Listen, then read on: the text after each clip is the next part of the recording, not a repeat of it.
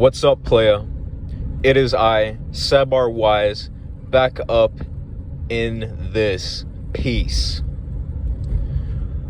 Today's video is going to be a review on a Minecraft movie.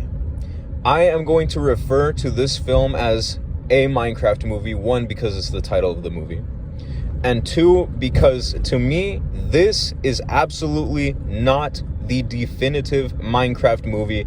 And I feel, as you know, fans of Minecraft, because listen, this movie would not have been created for any other demographic other than one, young children and people that grew up playing the games. So this is obviously a movie targeted to Minecraft fans, right?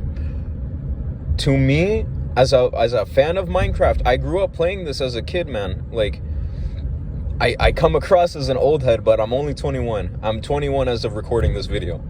I started playing Minecraft like 10 years ago when I was like 10 or whatever, on the 360 with my siblings, right?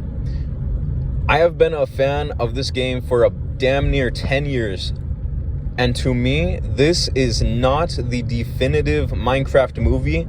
Therefore, I will refer to it as a Minecraft movie, again, because it's the name of the title of the movie, and because it really is a Minecraft movie. This is not the Minecraft movie, and we are owed the Minecraft movie, okay?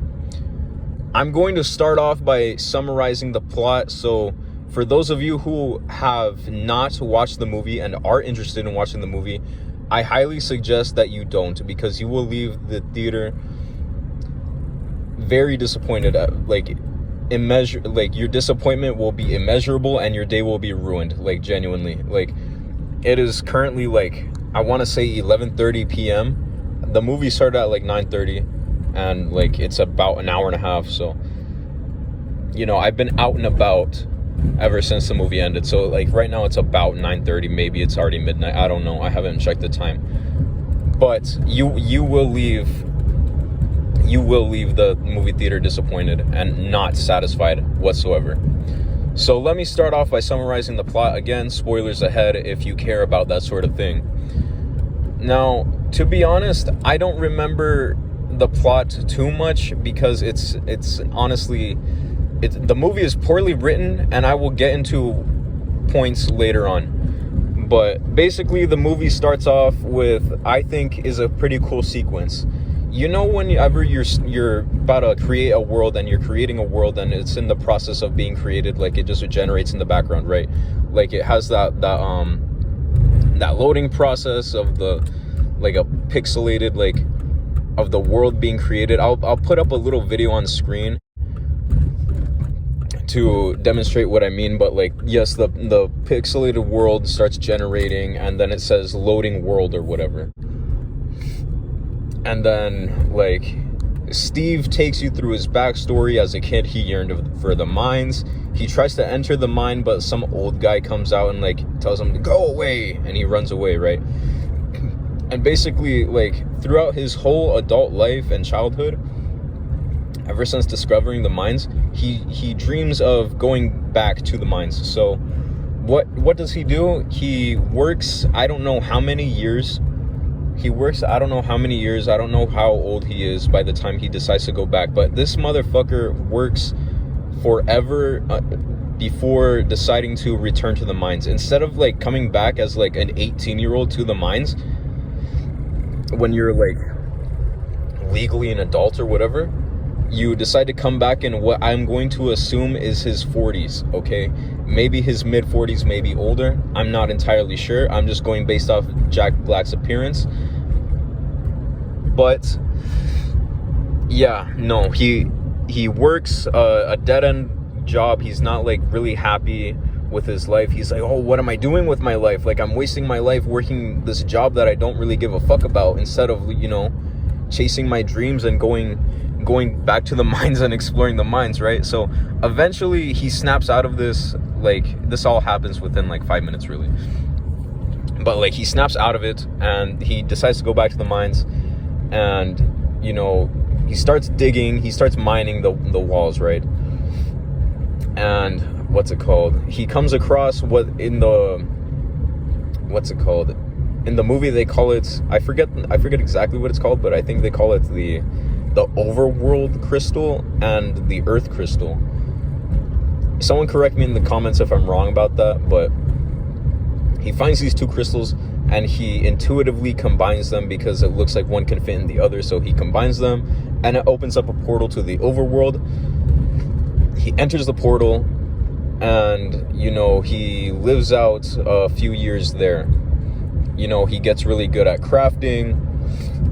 He builds like something that I thought was pretty cool. He built a Steve's World. It looks like an amusement park. It's actually kind of cool. Like, this guy was there in the overworld in Minecraft. He's there in Minecraft and he decides to build an amusement park. So I thought that was pretty cool. But then where does it go from there? I'm trying to think. From there, he decides to... Oh, right. He comes across a wolf. He tames the wolf. The wolf is named Dennis. I don't know why. I think he named him that. I forget exactly. But those two decide to explore for a little bit. And they come across a ruined nether portal. So Steve, being Steve, he decides to finish the portal and light it up with flint and steel, right? He lights that bitch up with flint and steel and goes into the portal, and then he discovers the nether, right? He discovers the nether, and like he's like, oh gosh, like what the fuck is this? Like, what did I just stumble upon? And this is like the first thing that really kind of pissed me off about the movie. In Minecraft, the video game, whenever you come across piglins, which Steve comes across piglins in the movie, whenever you come across them in the game, they're immediately hostile. You don't even have to provoke them. Like, they are immediately hostile. However, in the movie, for the sake of the plot to happen, instead of having a badass fight scene in the very beginning of the movie, what do? Steve just like wanders around them. The piglins look at him funny, and he comes across their leader by the name of Malgoja, which I don't know why they decide to name the leader Malgoja, but like I'll talk about her when it's like relevant, right? But what's it called? Yes. Fuck, excuse me, like I'm literally driving as I'm recording this, and I'm trying to recall the events of this not so very memorable movie. But yeah, what's it called? Malgoja somehow learns that Steve has possession of the crystal. Damn it, I forget the name. I think it's called the world crystal, whatever. The blue one, nigga. It looks like the Tesseract. It looks like the Tesseract from like the MCU movies. So I'm just gonna call it the Tesseract. Malgoja learns that Steve has the Tesseract, and you know, they decide to capture him because Malgoja wants the Tesseract. Now, this is very important. We meet the villain, the primary antagonist in like the first 10-15 minutes of the movie, or sorry, the first 5 to 10 minutes of the movie, and we immediately learn the motivations for the antagonist. The motivations for the antagonist are as follows. I want to take over the overworld because the overworld has gold, and through the means in which I'm going to take over the overworld, it's also going to become the nether slowly but surely. Like, it's slowly going to become corrupted through time. And that's literally it. Like, Malgoja literally wants to take over the overworld just because there's gold there. That's it, dude. Like, if you think like MCU villains are like boring and like one-dimensional, like this is as one-dimensional as a villain can possibly get, and it's so ridiculous. Like, what the hell is this, man? Like, you have your lame-ass villain immediately established in the first 10 minutes of the movie or whatever, and she's unlikable not because she's a villain, but because she's a boring villain. Okay, really, you don't want to like a villain. Okay, whenever you're making a villain, you're not supposed to like them because of their, like, how they're written, right? Malebolgia is just written as just this most boring, blandest evil for the sake of being evil, but like not in a compelling way whatsoever. Like, get the fuck out of here. That's just so, it's so lazy, and it's boring, and it doesn't really, like, I'm like not invested at all for like the safety of Steve, because, you know, she's got no personal deal with him. So what does she do? She decides to imprison Steve, but like as Steve is in the process of becoming imprisoned, like being captured by the other piglins, he tells Dennis, I forgot to mention this, but Dennis enters, the dog being Dennis, Steve's dog. Dennis enters the nether with Steve, and Steve tells Dennis, hey Dennis, take this crystal, take the Tesseract and the Earth crystal back to Earth and hide it in my house. And this basically sets up like the rest of the characters, right? So Steve gets captured by Malebolgia and is imprisoned within the nether, while Dennis runs out to through the portal to the overworld, and then from the overworld to Steve's house, which resides on Earth. Okay. And what's it called? What's his name? Dennis decides to lay under his bed, which, you know, is whatever. And then we are introduced to the rest of the characters, which, let me talk about the rest of the characters, okay? The rest of the characters are boring, motherfucks, and written poorly as well. Like, Steve was written, like, at the beginning to be, like, somewhat compelling, but, like, as the movie progressed, he just became a bumbling moron. And I just couldn't help but feel utterly, like, disgusted watching Steve, my guy. Like, the fucking poster child for Minecraft, they wrote him to be a moron, a complete idiot.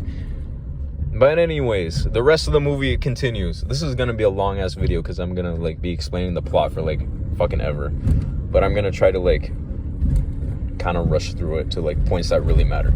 So we get I forget like which order it goes in, but I'm pretty sure we get Garrett's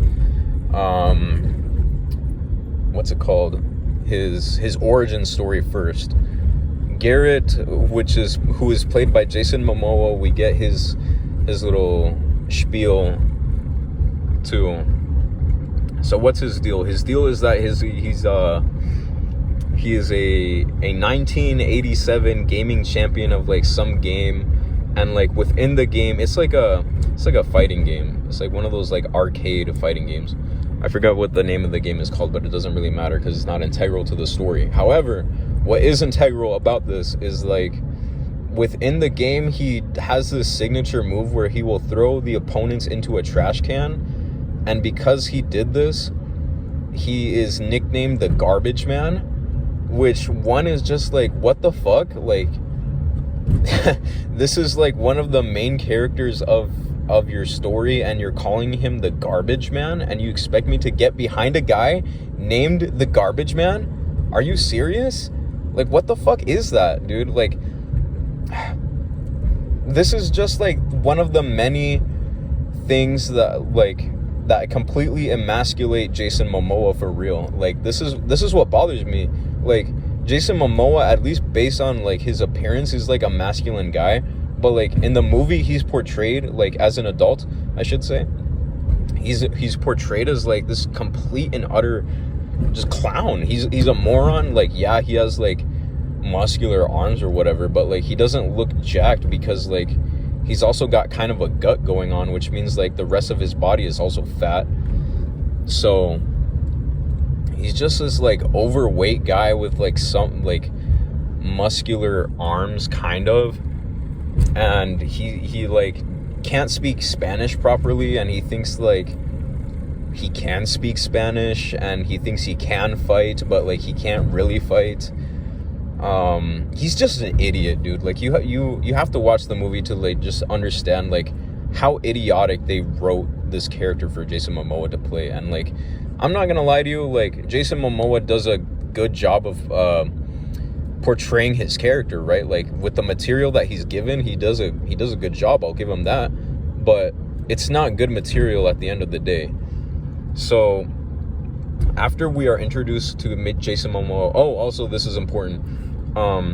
Jason Momoa owns this game shop in which like I guess he became like known in his town or whatever. It's called the Game Over World or something like that. Game Over World. I think that's what it's called. Game Over World. He owns this shop and like oh my gosh, I'm like messing up my words. He gets an eviction notice and he's like, damn man, like I don't have any money, I really want to keep this shop. I guess I will go to a storage unit, auction and, figure it out there.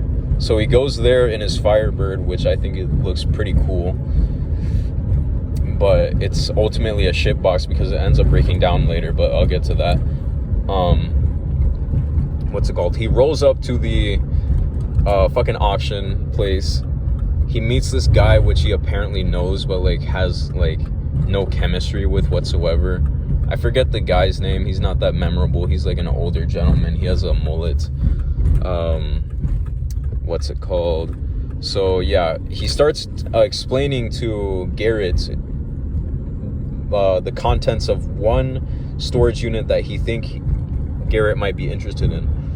And he starts explaining like, yeah, there's pickaxes in here, there's blue shirts, and Garrett's like, oh no, that sounds boring. And then he mentions that there's an Atari, and like Garrett is like intrigued by this. He's like, like there's an Atari in there, you say, I can sell this for money.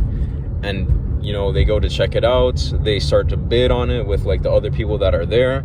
And among the faces that I recognize, Dan TDM is auctioning there, as well as LD Shadow Lady, which I think their brief little appearances were nice to see. I did enjoy that for what it was.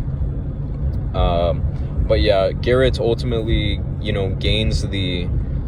wins the auction, and upon opening the storage unit, he immediately goes to the Atari box, which is like right there, and he looks in there, and there's just a bunch of shit in there. Like the Atari is missing completely, and because of this, he goes insane. He trashes the place, and like they kind of like banish him from the storage unit, but like he gets to take a few things with him, which is like the Atari box, and I'm guessing like he put some other stuff in there as well.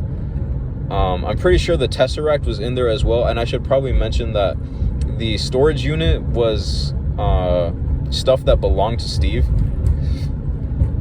So we are led to assume that because Steve has been absent for so long, that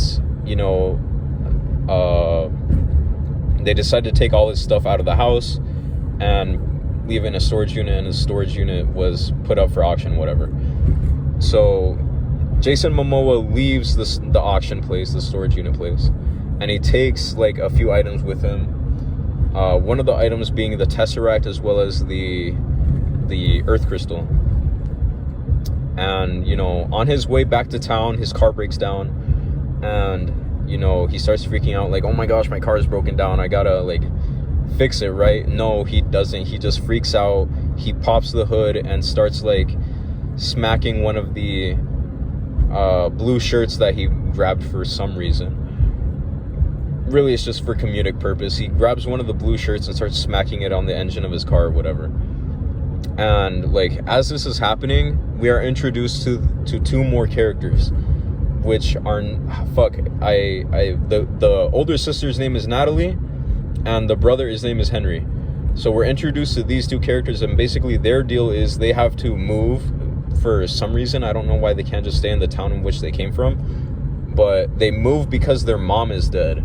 which is sad and all, and it like is kind of a cheap way to make you sympathize with these characters, like, oh, their mom is dead, what have you, but like we don't know, like, we don't know who the mom is, like, we don't know like how they interacted as a family, so like you can't really get invested into these characters, so their development is just like completely thrown out the window.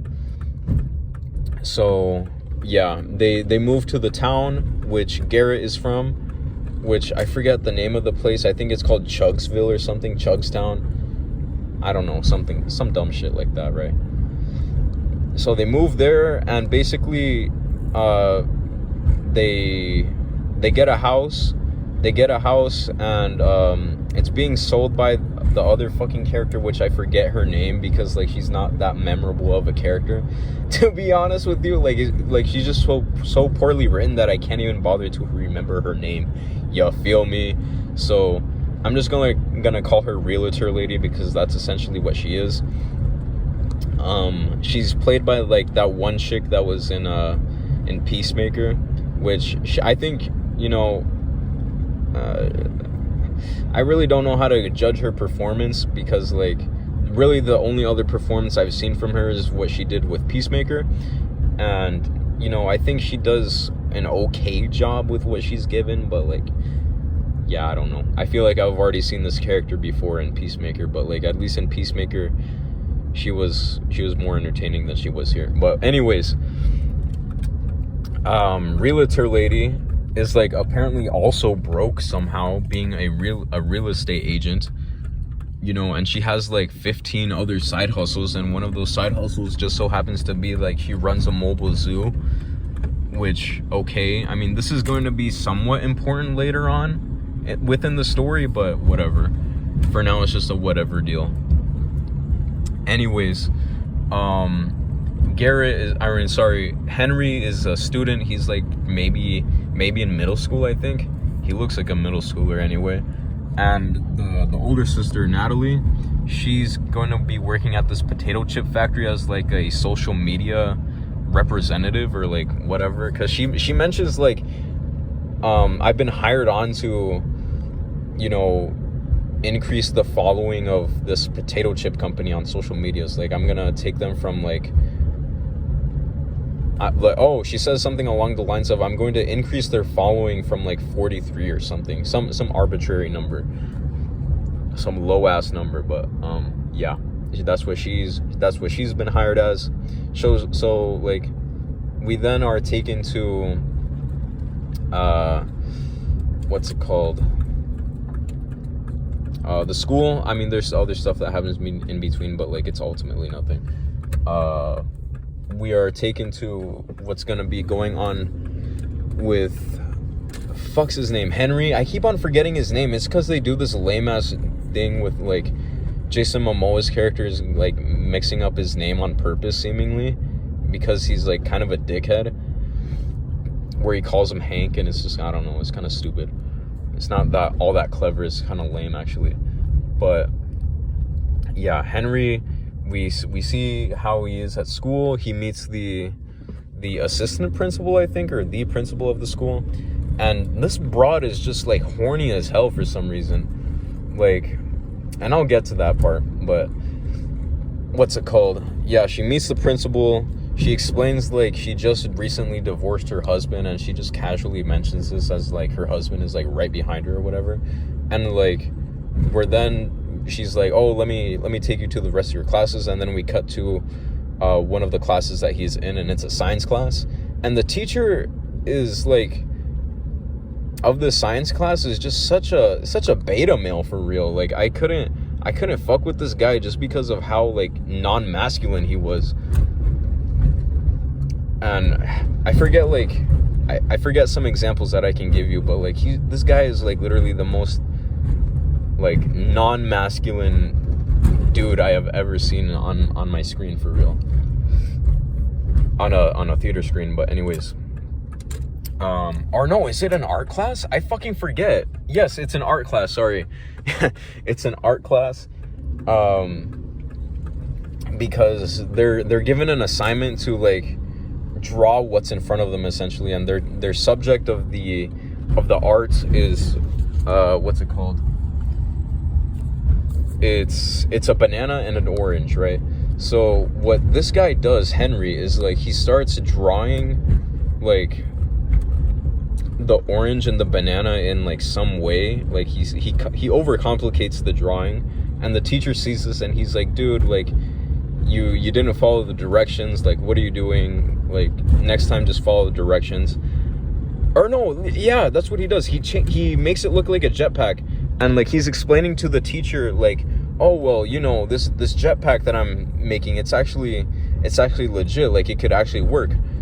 And like the stereotypical bullies are like, oh, like there's no way that would work or whatever. They're like giving him shit or whatever. So what he proceeds to do, and the teacher does not give a fuck whatsoever. He cares about Henry fucking up the assignment, but does not care about this guy, Henry, literally creating a jetpack within his class. So he creates the jetpack, it works, but like the bullies fuck with it or whatever by cutting a wire. And, you know, as they're testing it, like it flies into the air, but because the wire has been cut, it like spirals into the direction of the potato plant in which Natalie is working at. It hits the giant mascot at the top of the building, and it's like, what's it called? The mascot like just falls over completely. It falls into the river, and Natalie is like freaking out because like it's her first day. Like, she's in front of what I'm guessing are like the head honchos of this like potato chip business, giving a presentation, and she's just been interrupted by like a bombing, a terrorist attack, goddammit, a terrorist attack on the potato chip factory. And like she's freaking out, like she's gonna lose her job or whatever. And because she's freaking out, like she's not in a proper state of mind, and she's wondering where fucks his face, Henry, she's wondering where Henry is at, and she's freaking out because, oh, like Henry hasn't been home in like, he was supposed to be home an hour ago or some shit. Like, she doesn't know who to call. She's calling everybody, but the one person who manages to answer is the real estate agent, which she rolls up, you know, with a bit of concern for this kid Henry that she doesn't even know, which is like understandable because like, you know, you have just sold these people a home or what have you, and you know, you show up to like console one of the I would assume to be the owner of the house. So she rolls up over to the place, and somehow like the real estate agent finds out like that Henry had bombed the potato chip plant, and the sister is like, what, that was Henry? Like, I can't believe that or whatever. And I'm guessing like this guy Henry just starts live streaming like his location. It's not really explained. It's really fucking weird. Like, this is the second thing that doesn't make sense about the movie is like, how the fuck did they manage to locate Henry for real? Like, she shows Natalie something on her phone, like, oh, I think he's like, Natalie's freaking out, right? She doesn't know where she's at. Like, oh, where could he be? And like the real estate agent shows her something on her phone, and like she mentions, oh, I think he's by the mine shaft or whatever. And like we then cut to oh, sorry, I should probably mention this. So I'll get back to the mine shaft, but basically what happens after Henry bombs the deal, the teacher runs away in a scene that I think is kind of comedic, whatever. I don't know how to fucking pronounce a word. Damn it, I'm like kind of pissed off right now. I don't care too much about pronunciation of words, bitch. So he is expelled from school on his first day, and he goes wandering about town. Or no, sorry, even before, like, he rolls up to school, like on his way to school on his bike, he comes across Garrett's shop, and he stops in there and like, you know, tries to make friends with Garrett, but like Garrett, being the dickhead that he is, he, you know, doesn't really allow him to be his friend or whatever. So what happens, because Henry has been somewhat acquainted with Garrett, he decides to call not Natalie. I don't know why he doesn't decide to call Natalie. Maybe he's embarrassed or whatever. about what happened. Like, he knows, like, he fucked up and he doesn't want to call Natalie, whatever. So he decides to call Garrett and asks him if Garrett can pretend to be his uncle and pick him up from school. And Garrett on the phone says, "What, be your uncle? I don't do that anymore," or whatever. And I thought that was kind of funny. It's like, no, I don't do that. But, like, he says, fuck it anyway. He rolls up to the school, rolls down his window, and starts, like, somewhat sweet talking the teacher in a scene that I think is kind of hilarious. And, you know, it is kind of funny. So what he does is, like, he sweet talks the teacher, like, he's explaining to the teacher, like, yeah, like, what's up, like, I'm Henry's uncle or whatever. And, like, the principal is like, "Oh, aren't you, like, that trash guy?" And then he corrects her, saying, "Oh, I'm the garbage man." And then, like, she gets all horny, right? Like, she gets all horny and, like, starts to explain to him, like, "Oh, well, you can take out my garbage any day of the week," or something along those lines. And it's a funny scene, but, like, it's kind of stupid at the same time. But, you know, I think it's funny because it's stupid. But anyways, from there we go back to the shop, and then from the shop, what's his face, Henry is, like, looking around.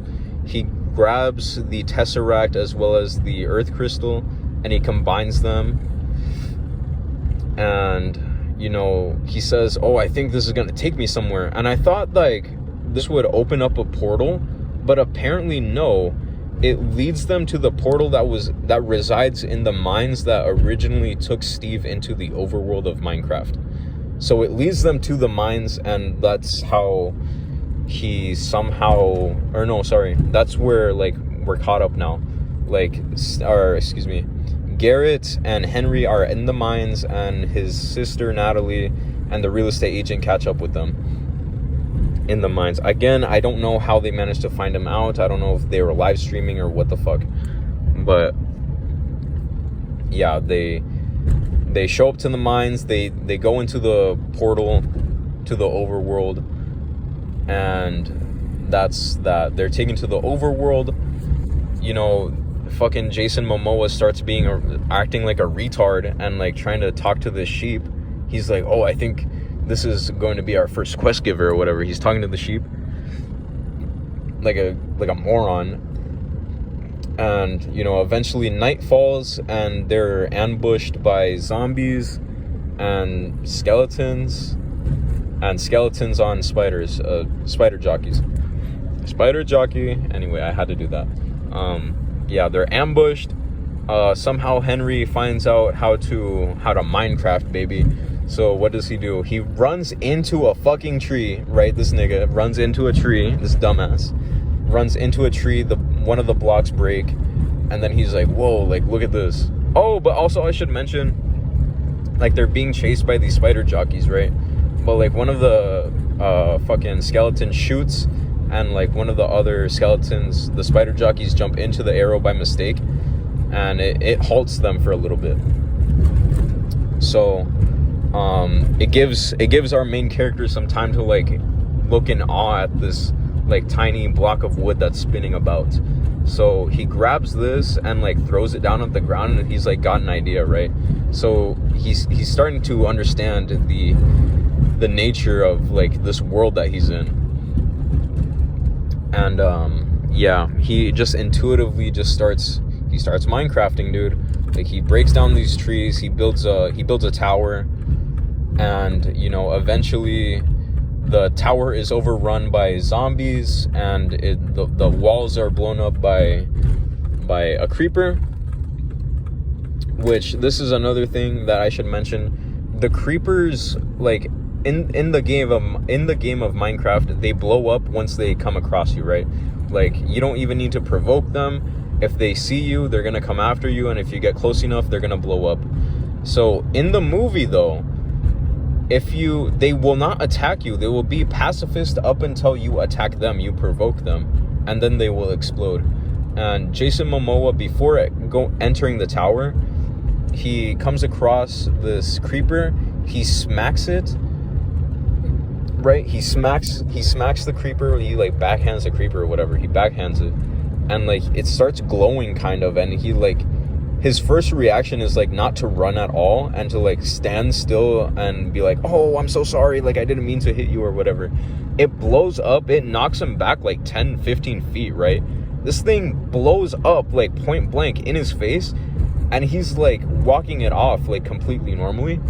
I mean, in the game of Minecraft, if you're not wearing armor, which he wasn't during the scene, if you're not wearing armor, I'm pretty sure like at that distance it would kill you, or if it wouldn't kill you, it would knock you back and like severely damage you to the point where like you're one shot, right?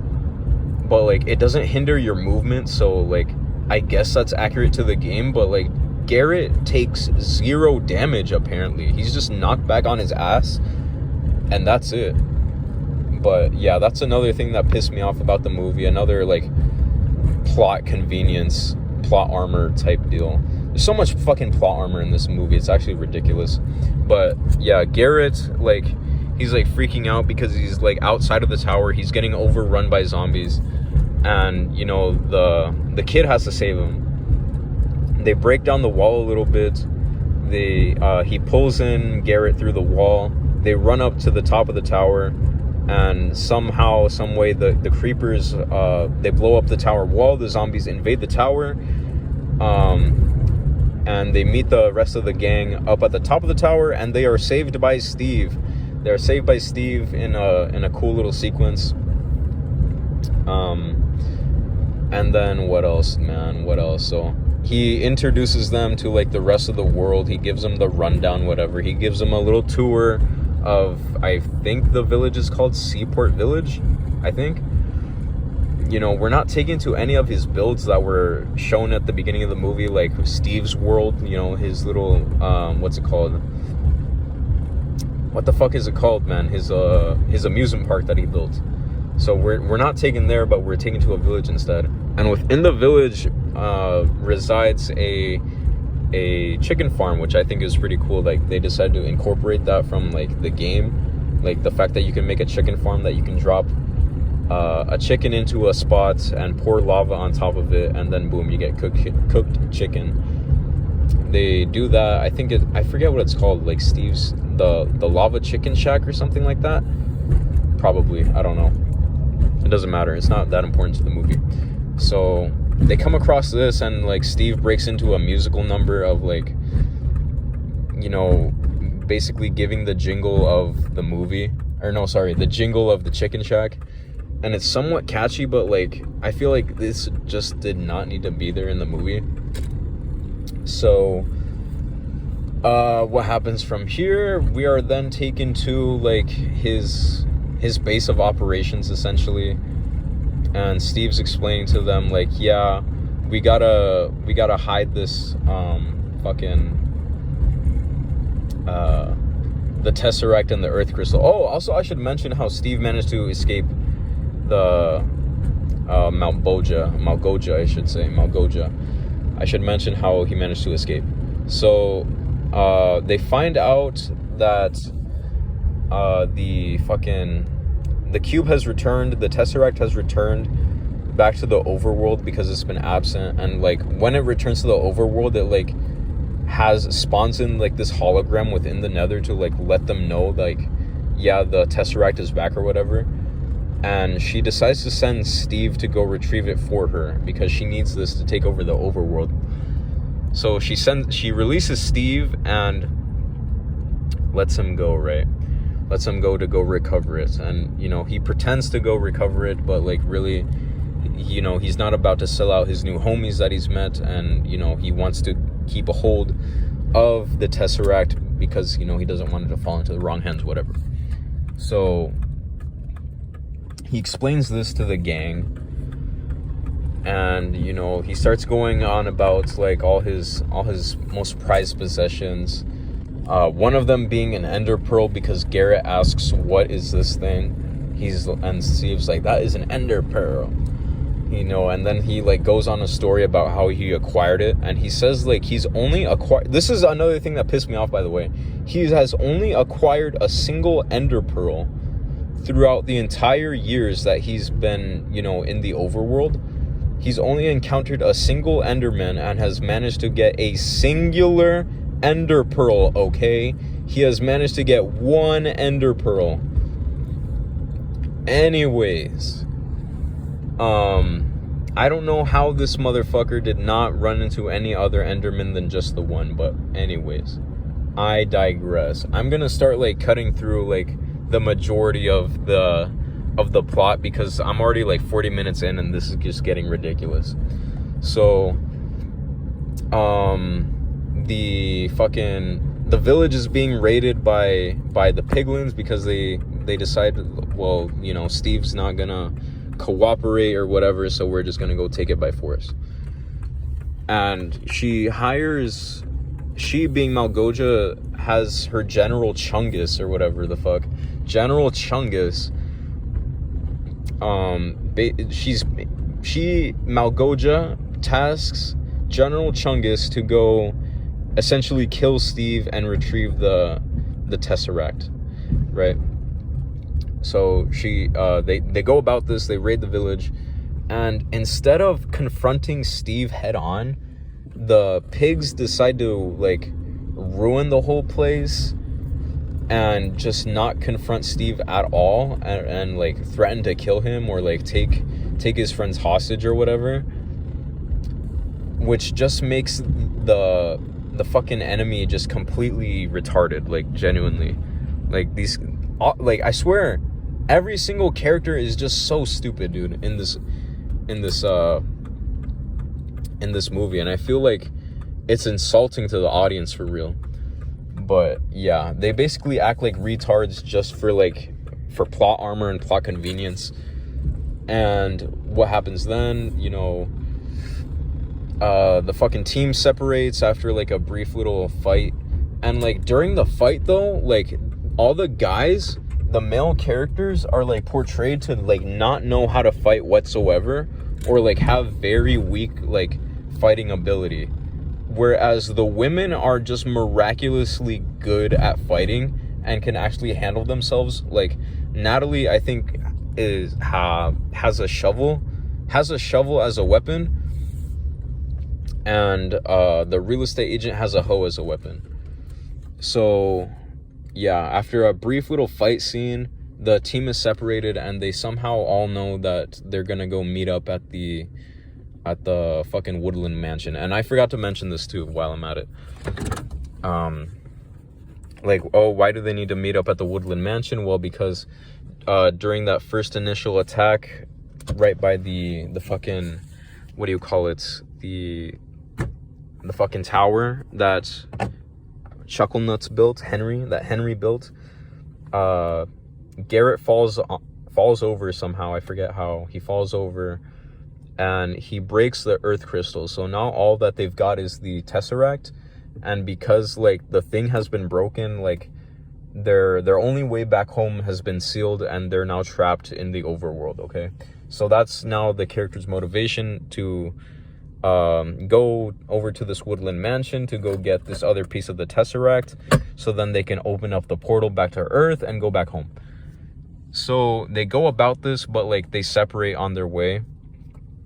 And throughout the movie, there's this like running joke of the horny principal, like what's it called, flirting or like having some sort of a relationship with a villager that manages to wander into the world, into Earth. Like when the group is initially taken to the overworld, like they kind of step away from the portal, and like this villager just like sneaks up and just goes into the portal into Earth, damn it. And like while the villager is there, he comes across a fucking like a highway type deal. He comes across a road, and you know he's hit by the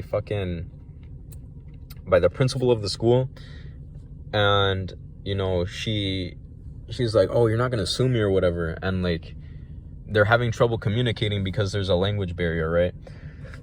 And then she's like, can I just take you to dinner? Like, is that gonna make you feel better? And like the villager obliges, and yeah, whatever. and then like throughout the movie, like it's just like sprinkled in there as like haha funny, whatever.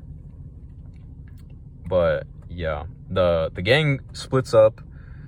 The three guys, they go through the Redstone mines, okay? And within the Redstone mines is like a bunch of what's it called? Diamonds, a bunch of diamonds. And Garrett, he likes this idea because, oh, if I go to this mine or whatever, if I go to the mine, I'll be able to get a bunch of diamonds and I'll be rich when I get back to Earth. So there's a bit of like selfishness right there within his character. And, you know, the women, I forget where they go, but like they go a completely separate way to like meet up over at the fucking Redstone, or no, sorry, the Woodland Mansion. Or no, I don't even know what the fuck happened. Like, they're just wandering about, and they come across Dennis, Steve's dog, and she's like, what's her face? No, the real estate agent, because she's running like a side gig of a portable zoo or whatever, a mobile zoo. She like knows how to interact with animals properly, so she intuitively gives the Dennis a bone, which is like, Dennis is immediately hostile towards Natalie and the real estate agent, but the real estate agent gives Dennis a bone and he chills out, and they start talking. And, you know, the real estate agent is like, oh, like, can you lead me to Steve? And Dennis obliges, and they lead him to Steve. But like, Steve and the rest of the guys, they go on this journey through the mine. They come across like the place where Steve is storing up his diamonds, right? Where he's storing up his diamonds. Garrett gets a bunch of diamonds, and they make their way out of the mine via mine carts. And then comes up the next part of the movie, which pissed me off. So, like, as they're going through this this place in the mines, on the fucking mine cart on the tracks, I don't know why Steve's dumbass did not decide to, you know, have the entire thing powered enough to where he is, you know, able to go from point A to point B without like slowing down or whatever. So that's immediately annoying. And I just thought of that. I completely forgot about it. But the thing that really pissed me off about this scene is like, they enter this part of the fucking minecart track in which the entire place is dark, right? And he's like, Steve being he, says like, oh, we just need to give the fucking cart a little bit of a boost or whatever. And then like a creeper noise is made in the background, and then like one of the characters freaks out. They're like, what's that noise? And then he's like, oh, I don't know, let me, Steve being he like busts out the torch to light up the area, and he's like, oh, it's my creeper farm. And I'm like, dumbass, like, how did you not realize the sound of a creeper? Like, how much of a retard are you? You created this entire creeper farm, and, you know, I'm guessing through that time in which you would need to create a creeper farm, you decided, or no, you forgot what a creeper sounds like. It's just retarded. But yeah, once again, all the creepers are complete pacifists up until they're provoked. And, you know, the piglin mob eventually catch up to Steve and the guys, and they have this big fucking hog. I forget the name of the giant pig, the giant piglin. But, you know, Steve gives them the idea like, oh, we need to push the cart or whatever to like get to the next powered rail. So they start pushing the cart, and the pigs start catching up to them, and they manage to get to the cart just in time, and it's powered. And, you know, just as they're about to take off, essentially, Steve tells Garrett to hit one of the creepers, so then they start to blow up and eventually cover their tracks.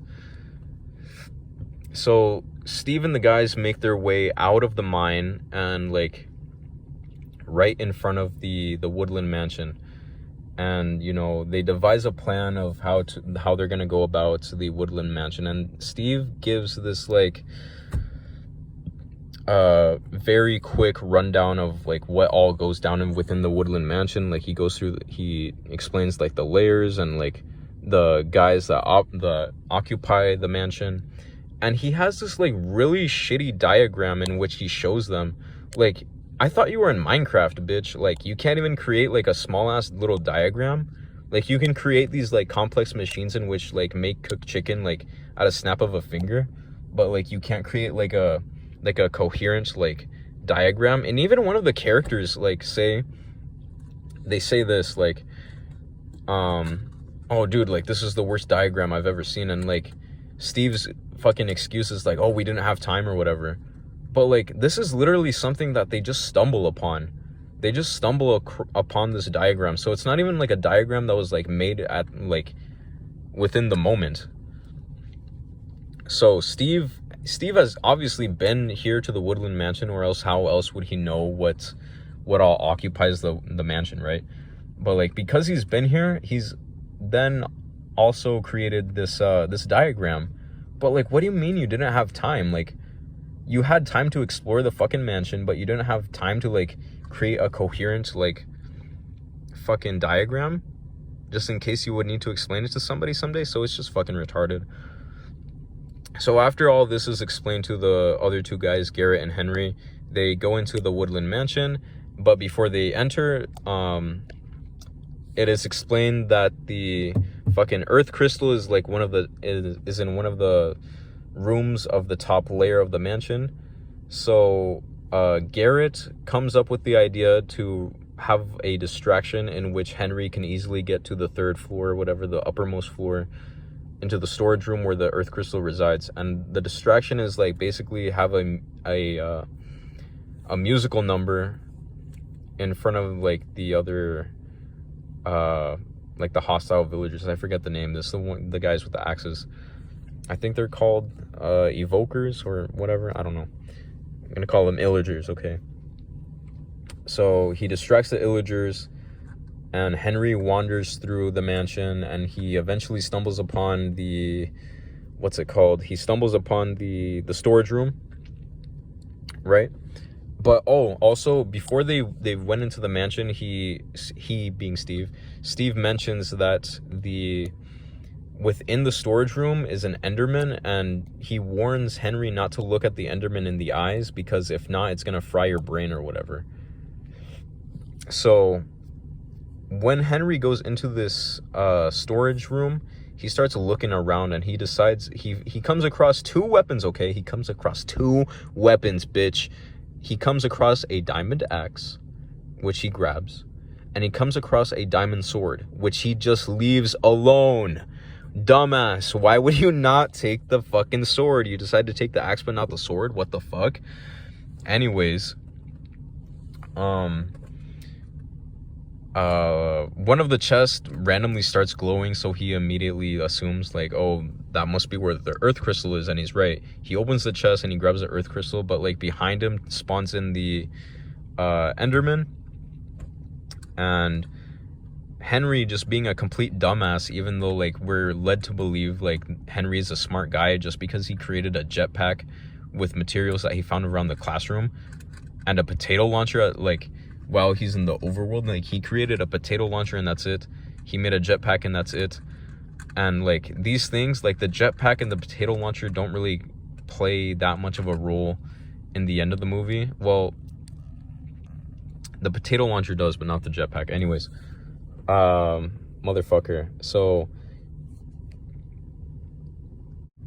anyways, fucking Henry turns around and does exactly what Steve told him not to do, which is look the Enderman in the eye. So he looks at Enderman in the eye like a dumbass, and instead of the Enderman frying his brain, what the Enderman does is it somehow knows fucking the recent characters that have been interacting with Henry, and, you know, starts to like kind of mimic these characters. And, you know, one little Easter egg that I think that most people didn't notice, at least in my movie theater, is like whenever the Enderman pretends to be Steve or whatever, like Steve's eyes are white, so it gives him the appearance of Herobrine.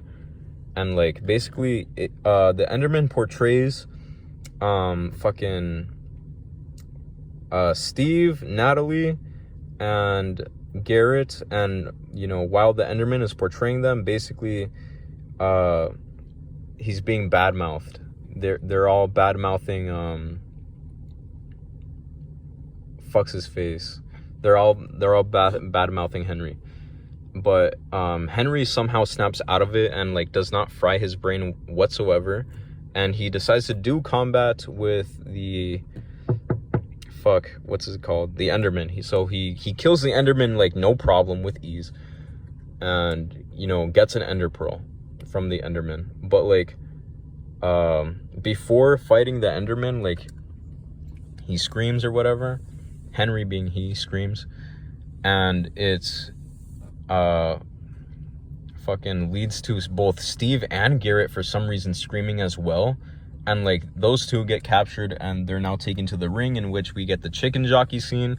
This scene was actually kind of enjoyable, but like Jason Momoa again is just a complete dumbass, or Garrett's character is just such a dumbass, and like he's fighting the chicken jockey, right, the baby zombie, and like the baby zombie starts to cry because it got hit or whatever, and like Garrett walks up to it slowly and like, oh, sorry little baby, like I didn't mean to hit you or whatever, and it bites his finger. Like it's a little comedic scene, but like it just makes him look like a just complete dumbass, so I don't like that whatsoever. And then they managed to beat the chicken jockey by like kicking it across the room into the hallway, which I think was kind of funny. And then they managed to escape the Woodland Mansion, and they're now on a bridge. So they're on this bridge, and they've been fucking, what's it called? The Piglin mob has caught up to them now. The Piglin mob has caught up to them, and now they're gonna do battle once again, right?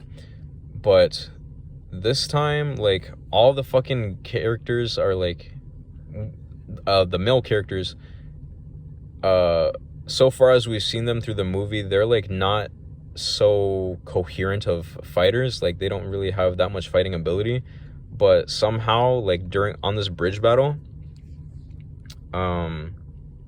here, hold up. Anyways, what's it called? Yeah, they're not that coherent of fighters. And then, what the fuck? Garrett somehow starts to like kick ass a little bit. Like he's like spin kick and all this, and like kicking Piglin's ass or whatever. And like he tells the guys to fuck off or whatever. Oh, hold on. I fucking forgot to mention. Earlier in the movie, there's this scene in which they run away from the... This happens like while the village is getting raided. So the guys split off and they decide to jump off this like high wall that like, if you were to jump down, you would land in water. So what happens here? Steve brings these elytra wingsuits, he says that he brought 3 for all 3 of them, right? But his dumbass forgot one for himself. He gives one to both Garrett and Henry. He forgot one. He's like, dang, I forgot the other one. Dumbass completely. And what's it called?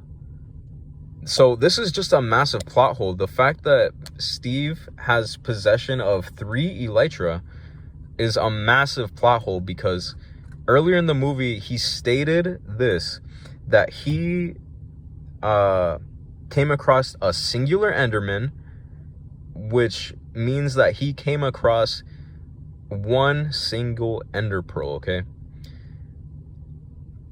How did he manage to get the elytra without having like Eyes of Ender? Do you know how to make Eyes of Ender? They are created by a Ender Pearl and blaze rods, or sorry, blaze powder, and then you get Eyes of Ender. So he would have to he would have had to get multiple Ender Pearls, which means that he would need to come across multiple Endermen, find a stronghold, go to the end portal, enter the end, defeat the Ender Dragon, okay?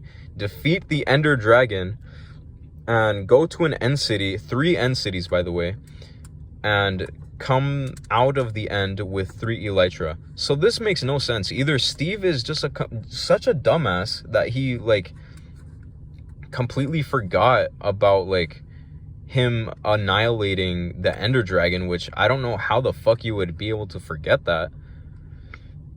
I mean, maybe he did, right? Because he does mention, like, oh, if you look at Enderman in the eye, they fry your brain, but it didn't fry the kid's brain. So it can't be that.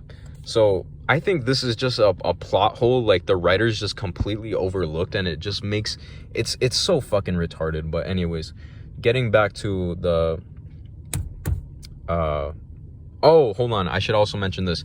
During the elytra scene in which they're flying about, like, do you know how elytras work in Minecraft?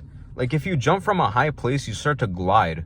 They're not like a jetpack at all, to where you can just fly continuously. No. If you want to fly continuously, you would have to have fireworks with you. So, these elytra, they essentially work as jetpacks, and you can fly willy-nilly.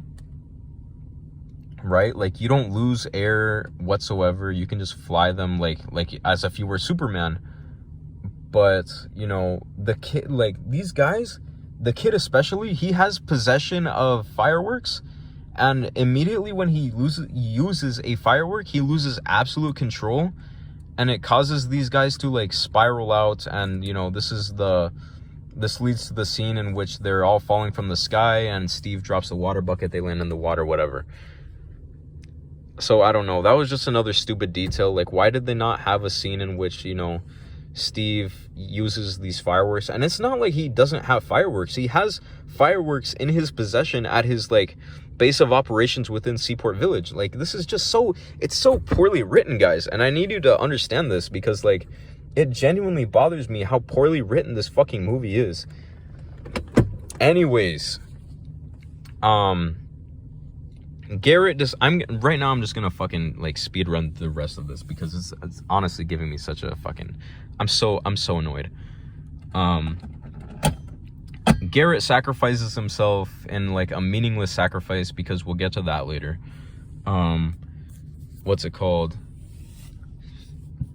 Fucking Steve and Henry manage to escape, and they crash land somewhere. They become unconscious, and they're saved by the real estate agent and Natalie, and they're in, like, a brief little, like, what's it called?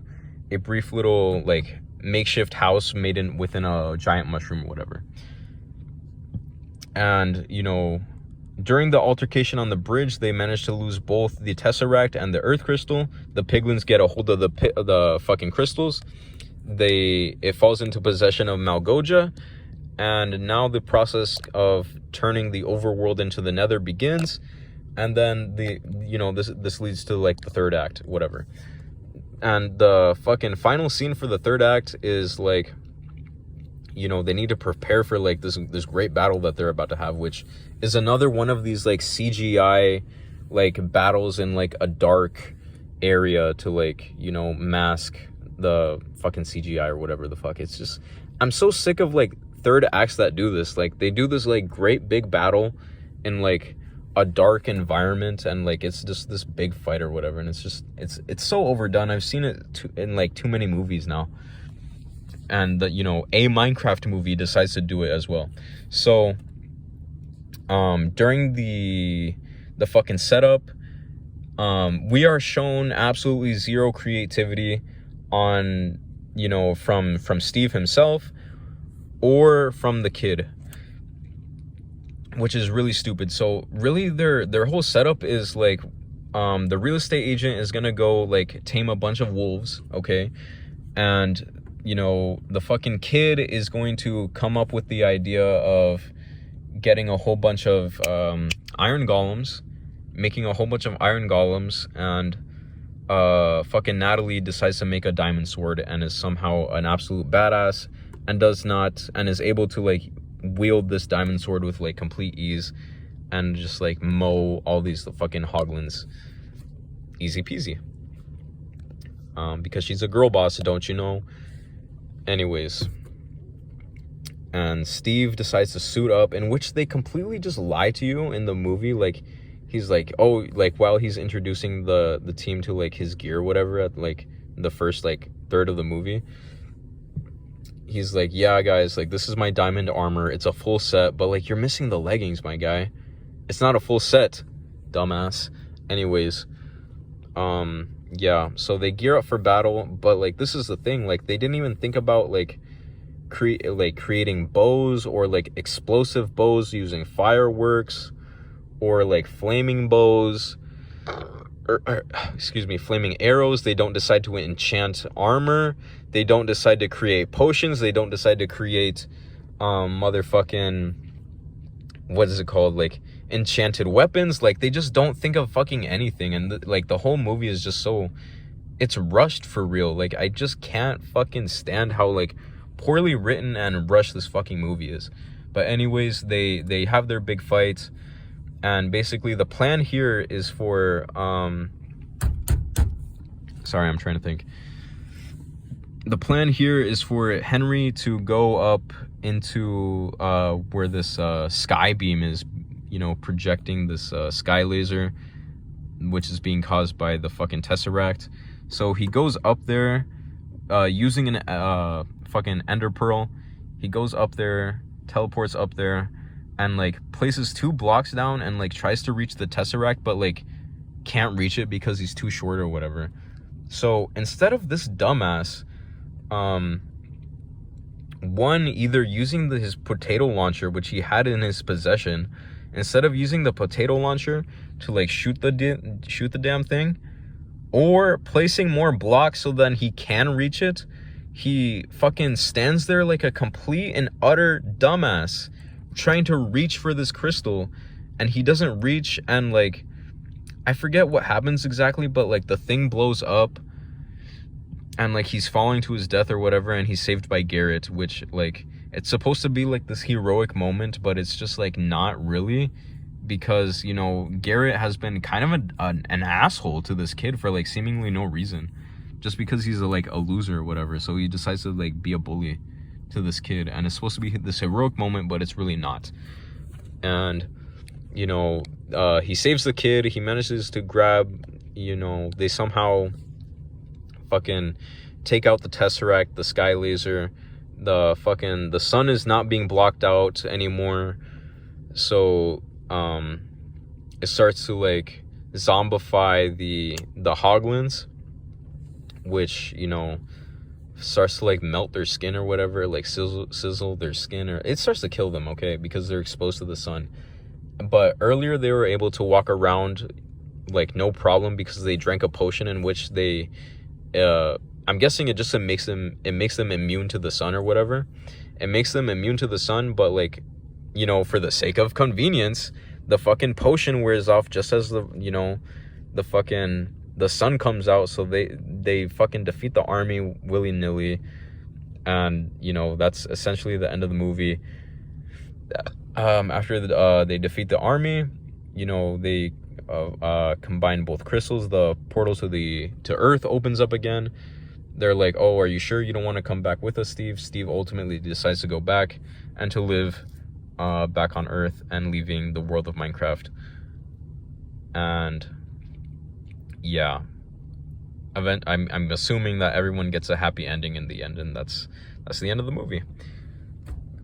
But what am I forgetting? Oh yeah, also there's a post-credit scene, or no, there's a little scene that plays out during the credits, in which the villager that wandered into Earth and the principal of the school, they are now married, and the villager learns English, and the principal, the school principal, learns the villager language, and it's supposed to be like this sweet, like, wholesome moment. But, like, I don't know, this thing was just literally thrown in there to, like, pad time. Like, dude, I'm so pissed, because, like, you could have taken this time that you dedicated to this, like, lame-ass joke to, like, fleshing out the characters a bit more, or, like, just adding more to the story, but you just decided to, like, you literally just wasted screen time. It's just so bullshit.